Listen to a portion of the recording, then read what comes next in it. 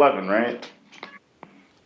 All right, what's going on, everybody? Welcome to episode 11 of our podcast. I'm pretty sure you're tired of hearing the title, but yeah, it's our podcast. I am Blank October. I'm joined tonight by Juicebox Man. Say hi.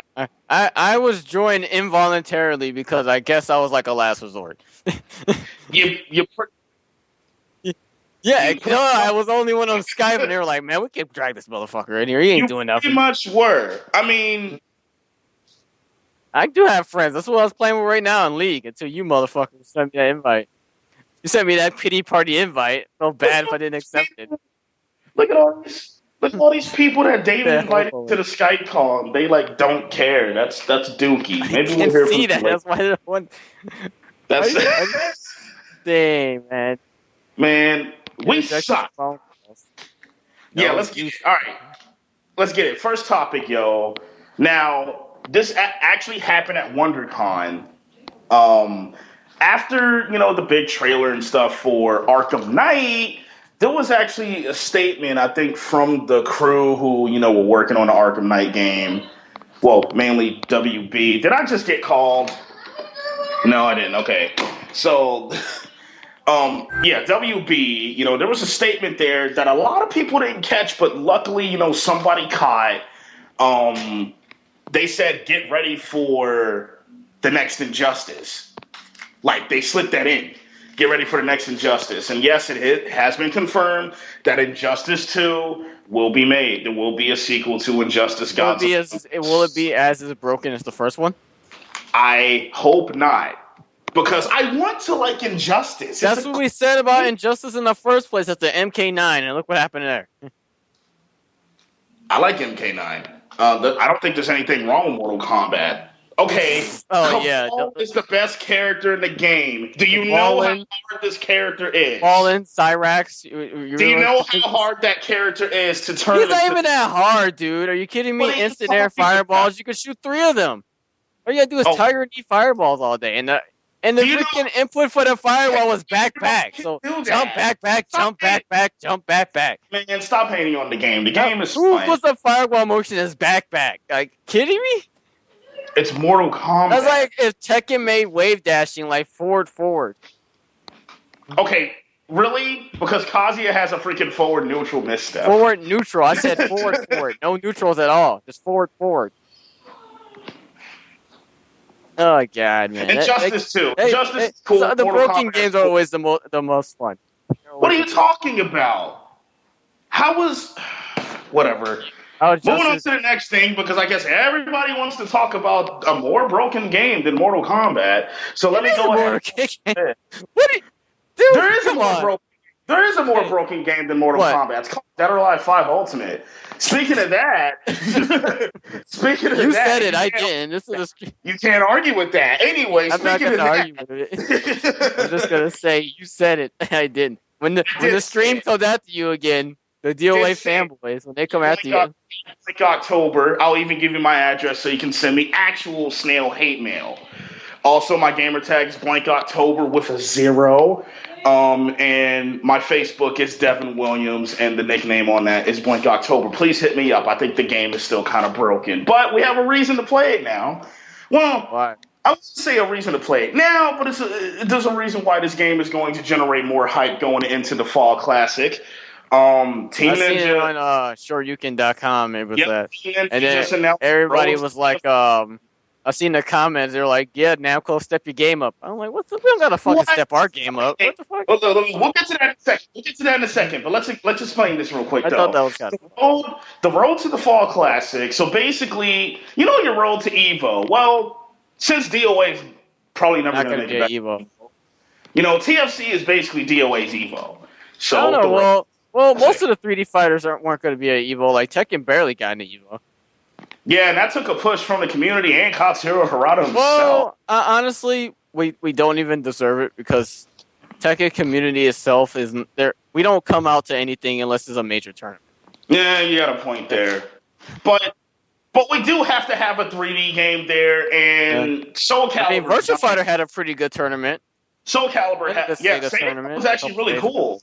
Sega Cup was actually really cool, but like How many of those people are actually gonna make it to Evo? I'm not saying like they can't make it to Evo, but like, okay, we look at Sega Cup. We look how many people they had. They had a 1-day tournament for an international tournament, I don't and it was care, best man. It 2 was out of mad 3. fun. It was That's mad not. awesome. It was Oh, hype. the game is awesome, but if you don't have enough people, then what's the point? You gotta have something to where. DOA barely has any people. Hey, I mean, it's like the same people every tournament because people I don't want to come mean, offline, I come mean, because online. you're saying that like I don't know this and I haven't talked about this, but anyway. um, so TFC is basically Dead or Alive's Evo. So DOA in Dallas, the next one, and Summer Jam, they're going to be qualifiers for the Fall Classic. Now, the top 2 finishers from both of these tournaments will actually get, pretty much all expenses paid No. to the Fall Classic. So they'll get the room. They'll get, of course, the registration fees and all that stuff taken care of, and the travel, whatever travel they need. They will get that paid right from Team Ninja's pocket. So, guys, if you're going to these tournaments, to hopefully get these top spots, or if anybody out there, needed a reason to play DOA now. If you want to get a free trip to the Fall Classic, which is most likely probably going to be the biggest tournament for DOA, here's your reason. So that's all I'm saying. There's a reason. Now, for the person in that comment that said Namco Bandai step your game up, are you serious? That was kind of funny. I was like, really? We made it to Evo. Where you at? You can't even try to go there with It's like, yo, our company did what they needed to do to put our game at Evo. I mean, well, Namco's never been great at advertising their game and getting new players into it. I mean, yeah. Plus, they're doing too much with the game. I mean, holy the Snoop Dogg thing was a little over. I never got the Snoop Dogg thing. That wasn't what pulled me in, though. It's Tekken Tag, too. See, I'm part of that cult following, but not everybody is. There's a lot of new players out there that, still don't find a reason to play Tekken. But, I mean, I don't know. You got to give it to Namco Bandai, man. They did what needed to be done, and, Tekken's at Evo, so hopefully everybody actually shows up for that one if they can. I mean, life gets in the way. Oh, someone got called. Are you serious? Well, we needed more people to talk. Well, we need to get rid of that echo, first of all. Okay, so what's going on, and why have I been summoned? What the fuck? Oh no, this is who I think it is. So then we're gonna hear it for an hour, aren't we, David? What? We're gonna hear this for an hour, right, Juve? It's a bunch of gamer kids. I'm going to be studying. GG, bitch. Give me that win. Okay, fellas, I have to stay for a test, so I will be back later on, possibly. Okay, that's fine. All right, we will. But yes, I would like to be part of the FGC podcast. All right. I will holler at you later. All right. Bye. Sorry, if it wasn't important, I wasn't going to be, Well, yeah, Juve is actually one of the dedicated few. He actually went to Evo last year. Had a horrible experience, but that's another story. That's another episode. Yeah, but Road to the Fall Classic, I mean, I think it's pretty cool that Team Ninja's trying to do something. I'm just asking where they were at, Like, why wasn't Final Round a qualifier? Because Final Round is a Tekken tournament. Final Round also Final Round is a pretty big tournament for, like, there was no kind of... All the other games were just side games. Like, that was Final Round is Tekken. Everybody knows that. Like, you're not... Marvel was the only other game where it had, like, a lot of people majorly, but... I mean, they just talk big crap and stuff about Final Round and DOA and all that. I would expect Team Ninja... That's not the place. That's not the place for you. That's all right. I don't want Diana. Uh-oh. I'm playing League right now. I was playing with my friends, and...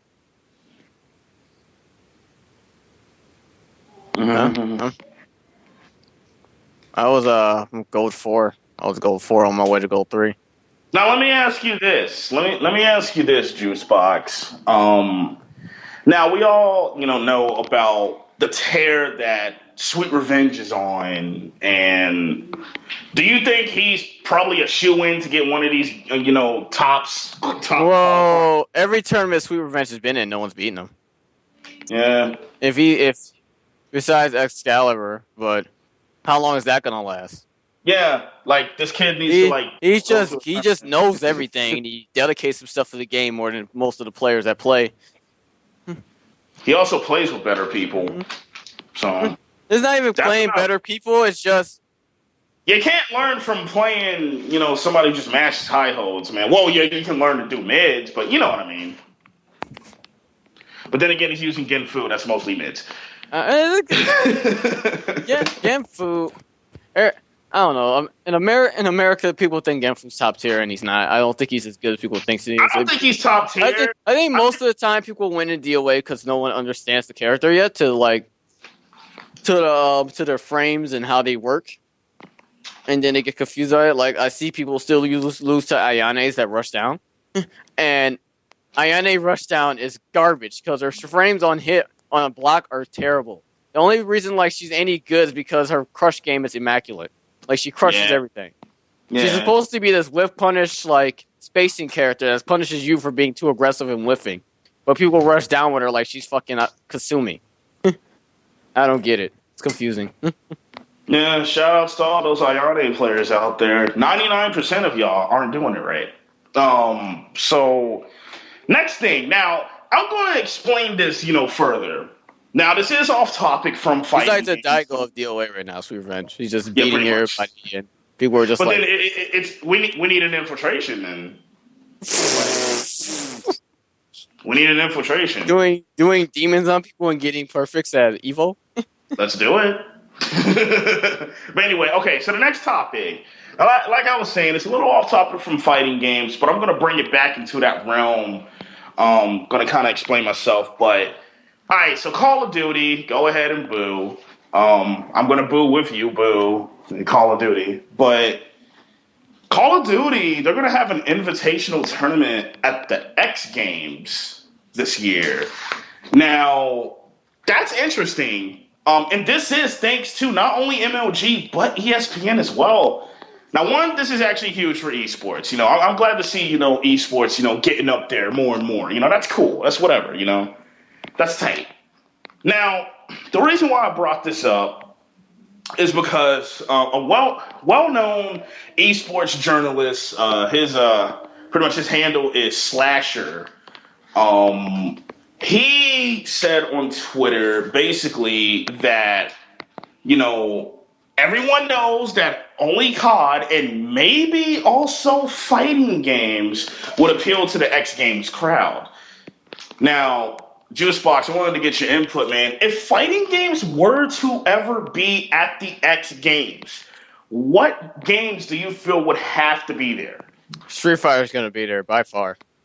That's going to happen regardless.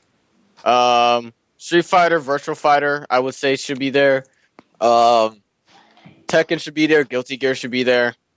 Now, I'm not saying what should be there, but I'm saying what has to be there. About it. Yeah, what has to be there that would actually. And think about what kind of crowd this is. And this is not discrediting anybody who was a fan of the X Games. I like the X Games. I watched the Summer X Games and the Winter X Games and whatever. Well, then all that stuff. But KOF is going to be a must. Street Fighter, Street Fighter just going to be. That's just how it is, man.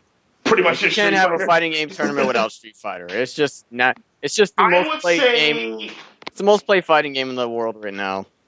I would say Street Fighter and I'm not an elitist for Another Realm or anything like that, but I would say also Another Realm game. Why? Everyone loves Mortal Kombat and they love their superheroes, so either one of those games will work. And everyone knows Street Fighter. If you don't know what a Hadouken is, I don't know what is wrong with your life. It's Hadouken. Hadouken. You were one of those little ass kids at the playground throwing sand at people like Hadouken. Fuck. You didn't punch me. It's gonna. I'm definitely Street Fighter. Well, Mortal Kombat, just because it's a casual fighting game that everybody knows. Like, oh, I see that. That's Scorpion. I know who Scorpion is. Get over here, right? Get over there. It's like, they don't know who the soul bad guy is, or is he? They're like, who the fuck is that? What are we Yeah. watching? This game kind of looks fun, but I don't understand this title to watch it. So, Yeah, exactly. So like it has to be something that's not only recognizable in the realm of fighting games, but also recognizable in the realm of pop culture. This is why Call of Duty's making it there. Because Call of Duty, it isn't just esports. It isn't just, online. It's a pop culture icon. I mean, it's here for a reason. You know what I mean? So COD definitely, and then as far as fighting games, I still really see, Street Fighter. Everyone knows what Street Fighter is. But the reason, I said another realm game is because everyone knows what Mortal Kombat is. Everyone wants to see Scorpion, but then you got all the other extra crap that's going to be thrown in that looks really freaking cool. Then you got Injustice. Need I say more? Superheroes fighting each other. That's tight. That's really tight. So, I mean, I feel like that's what should be there if, a fighting game was ever to make it to the X Games, which hopefully, at least for COD, hopefully COD actually makes some real airtime on live television. That would be really cool, and that would be a really big move for competitive gaming as a whole. To finally make it onto ESPN. You know what I'm saying? Mm-hmm. Like, it's COD, but it's laying the foundation for other games, man. Because then they're going to start letting other stuff on, and then this happens and that happens, and then one day down the road, maybe I don't know how much later, but Evo's going to be on freaking like a live television. That's going to be crazy. You never know. You never know. I don't know. It may take that direction. I mean, League of Legends was like the first main game to be considered an actual sport by esports, and Howard Stern laughed at it. He thought it was pathetic. Howard Stern sucks. Well, he's kind of an asshole, but he's kind of an example of how people might react to fighting games being an actual sport. I mean, in Korea, they take it very seriously. It's a job. You have to get a license in order to play fighting games, play any game professionally, because they consider it a job. Heck, you can actually go to college in Korea now for that. Like, they're starting to, recruit kids that are really good. I mean, and scholarships and stuff. I don't think we ever. What was it? All right. Here's an example. In League, there's a couple of Korean teams, and these are. Yeah, son. Okay, I thought I was the only one. How it is? The house. They have private chefs. Okay, David. I think we're losing him. It's just like they never thought about playing. Juicebox, what happened to your connection? That was what? What happened to your connection, dude? Like you're lagging or like you're away from your mic? What happened was that my Ethan sorted out today, so I have to go get another one until I get back. Yeah, because that's kind of horrible. I'm sorry. Esports. Okay. Can they hear you on this thing? Oh. Well, then what was the point of saying that, David? Okay. Well, low level drama it is. What a bitch. You make me feel better. What's wrong with you? I don't care. Tell me. Ben, I mean, about something gay. Oh, what's it? Why wouldn't have? Why are you snoring, Daddy? I'm in the game now.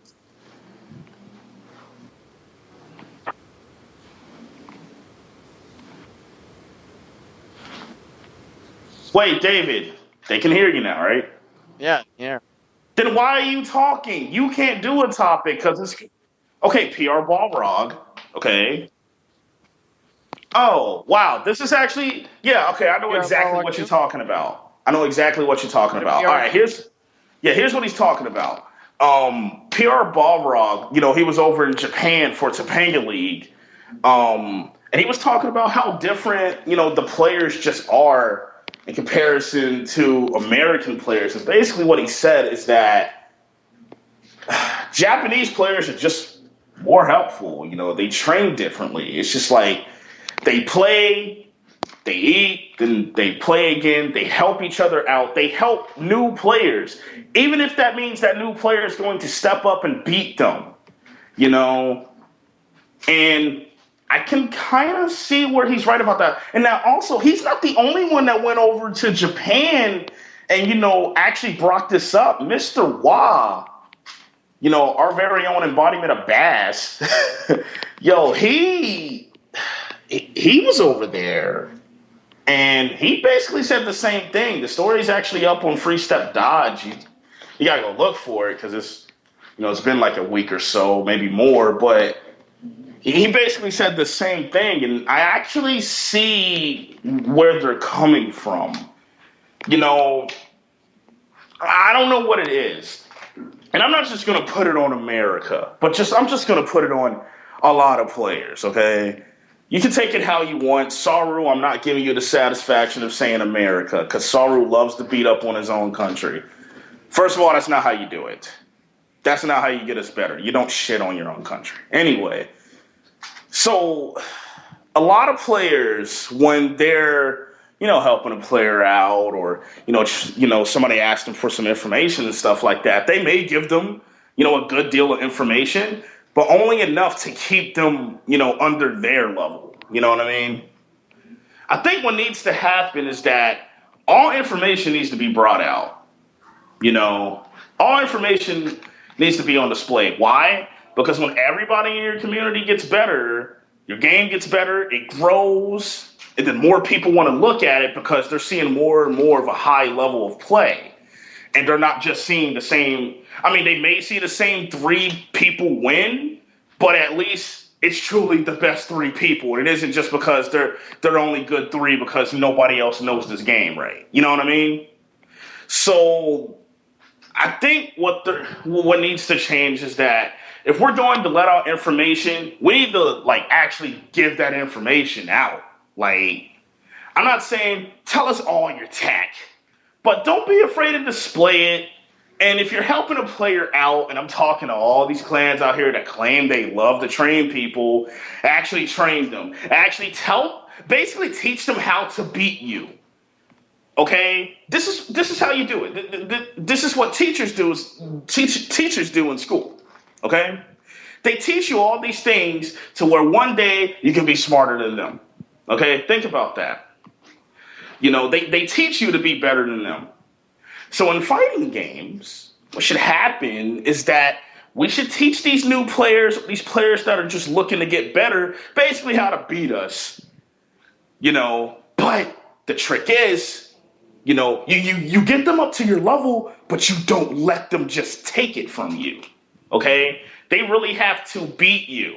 Now, that's how they're going to know if, you know, their training has paid off. You're going to tell them how to beat you. Basically, you're going to give them the tools, but at the same time, you shouldn't like let them win. You shouldn't, you know, just turn into a dandelion. Nah, still make them work, but bring them up to your level, you know, so everyone can get better. And you never know, maybe there's some potholes in your game and your student probably found them and he or she is going to take advantage of them.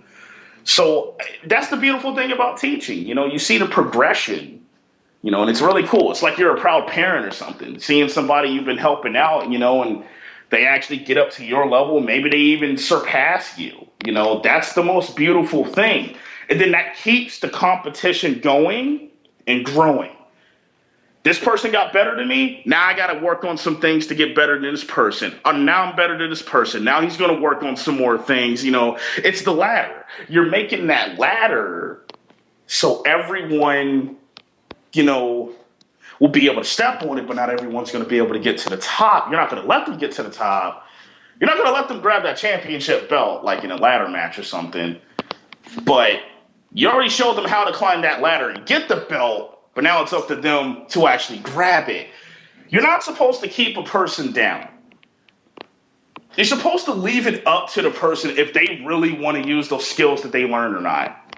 That's what learning's about, man. You give them the info, but it's up to them to retain it. And if they retain it, let them retain it all. So one day they can be better than you. But then that's only going to make you want to be better. It's a vicious cycle, but it's something that has to be done. So, and that's not just for America. That could be for any place that doesn't, have anything basically to say to like Korea and Japan and stuff like that. Because they pretty much win everything for a reason. They're helping each other a lot, even if that means they're getting beat. You think Infiltration doesn't lose like a bunch of times? He does. While helping everybody out. You don't think Daigo loses a lot? Daigo ain't the best anymore, but that's because he enabled everyone else to level up around him. Now he's still got to work, and he's improving. People said he was done with his fighting game career, but he's still improving. He's learning new things, and, maybe he might be Evo champ again. We never know, but that's what I'm talking about right there. So you keep the cycle of learning and getting better going, and then your game and your community is going to get better. So that's pretty much it. I'm sorry, guys. Did they all fall asleep? No, I didn't fall asleep. I was paying attention. I mean, do you get what I'm talking about, though, Yeah, I understand. It's just that American players, and if anybody gets mad at this, oh well, it's true. Mm-hmm. They're very selfish. They're very like, oh, I'm better than you, so fuck you. I'm not going to teach you how to get better. Mm-hmm. And that's not how a community works. If anything, that makes it we go backwards, mm-hmm. and it's not healthy. I mean, a lot of people get intimidated anyway by trying to go offline to a tournament anyway because they feel like, oh, well, I'm going to get shit talked if I don't do well, or if I'm not good enough, then everybody's going to give me shit. And see, that's another thing, too. Pride gets in the way. My number one tip for anybody who is about to go to their first offline tournament, for real, if you got a question, ask it. Dude, I asked a lot of questions at my first tournament, for real. There are people out there that are willing to give you that info. But we need more people that are willing to give you the whole story and not just enough they to feel like if they don't under them. An advantage over them. Oh, man, if I don't tell this guy about how to this guy out. Yeah, your mic went wacko again, dude. Fuck. Seriously, it did. I'll talk to you guys. Okay. Well, goodbye to Juice Box, but basically, what we're just trying to say here is that if you're going to teach somebody, really teach them. Give them all the info. Even if that means you're going to get beat a little later down the road, that's okay. Because that person, your student, is going to make you want to be a better person. And then you're going to keep climbing that ladder. I mean, you just got to look at it, people. You just got to do it, man. Now, the last thing we have tonight is something that I don't really like bringing up a lot. I really don't. But we got a little bit of a clan update. I guess I'm the only person on this thing now, since Juicebox mic is pretty crappy. But I will say this. Now, there are three clans that I'm really going to highlight tonight. That is Organization X, Shadow Eye, and Cloud of Calamity. Now, Organization X, you guys are on my good side. Not because I know all of you, but because y'all turned into one of the most popular clans on the game right now. There's a lot of people that want to be part of you, and that's cool. Build your troops. But use that power wisely. Really try to level each other up. And y'all really do. Y'all always play together. That's tight.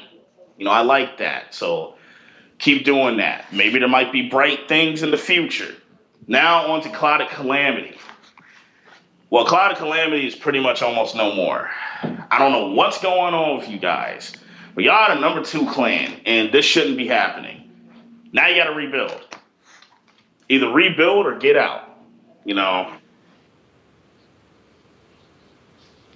I know. see that. But Clyde Calamity, I got to do something. You know, we want to see KK come back in full force for the next tournament.